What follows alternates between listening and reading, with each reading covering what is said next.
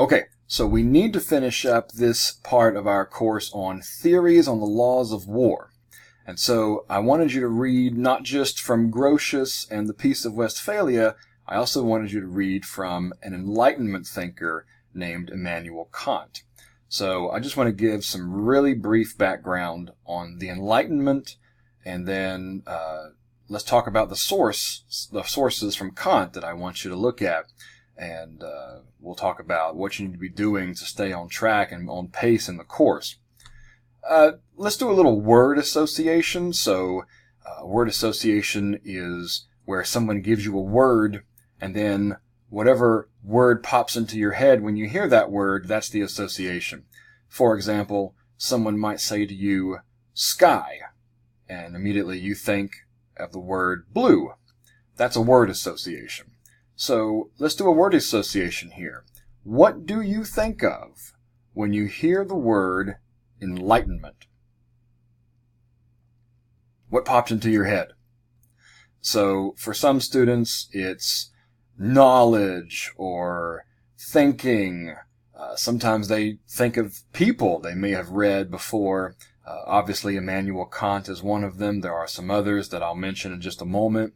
But if I had to give a very brief understanding of the word enlightenment, it would be skepticism and reason. Those are the two things that I think of when it comes to the Enlightenment. The reason we think of skepticism is that the Enlightenment came along during this tradition where Enlightenment thinkers wanted people to be skeptical of what they believed.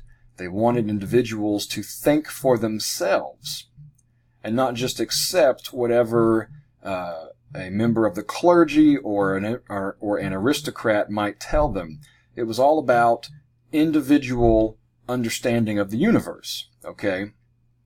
So skepticism and reason are two things that I often think of and associate with the Enlightenment.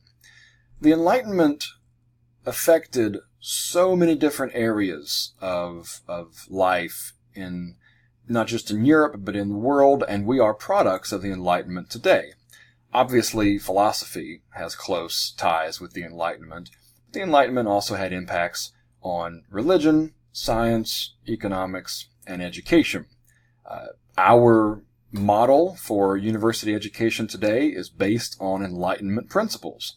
We want students to be able to think for themselves and not just rely on what someone else tells them. We want you to do your own investigation and do your own thinking.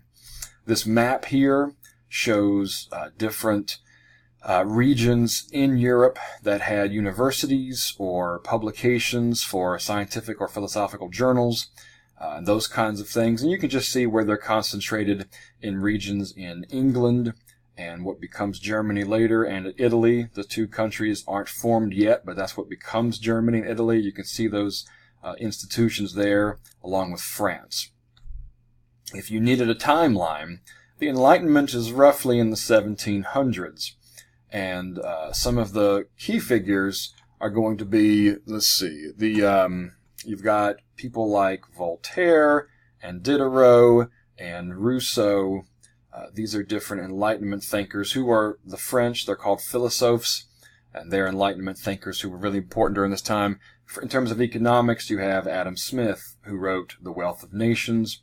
Down here at the bottom, you see all these different German composers, and so you can see the impact that the Enlightenment has on philosophy, religion, economics. I mentioned education before, music as well. So all of these things are being influenced during the Enlightenment.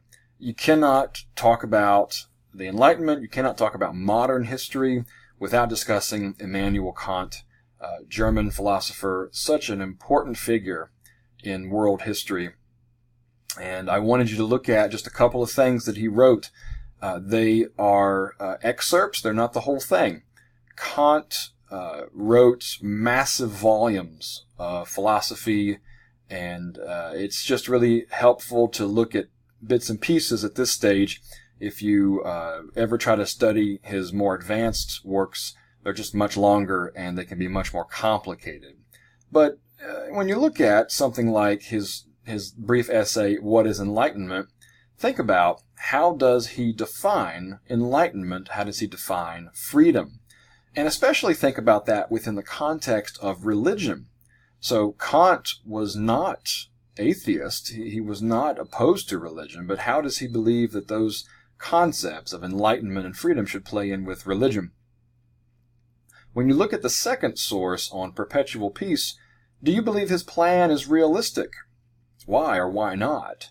And when you look at that source, I gave you excerpts from some of his articles. The second section to that is actually summaries from a philosopher. I just couldn't find good excerpts that were from Kant specifically, so I had to find summaries that were from a philosopher. So just keep that in mind. The first part of that source on perpetual peace is from Kant.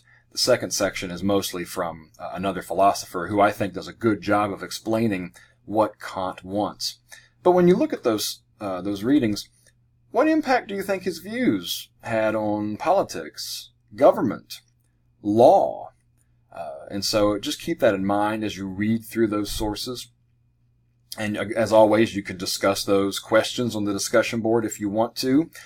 We are coming to the end of our introductory unit. I would like for us to begin discussing this first chapter in the textbook from Gary Bass, Stay the Hand of Vengeance. And so we'll look at the first chapter together, and we will have a discussion on that. You can find that discussion forum online. What do you think his main argument is in this chapter? His introduction is going to set up his entire argument.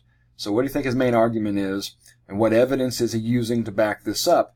Most importantly to me, do you agree with him? Yes or no? Why not? And then we can discuss that as well on the discussion board. But that's all I've got. So just make sure you're staying on track with the readings and the assignments. We're almost done with the first unit. We're going to form teams soon, and then we'll move on to the first module.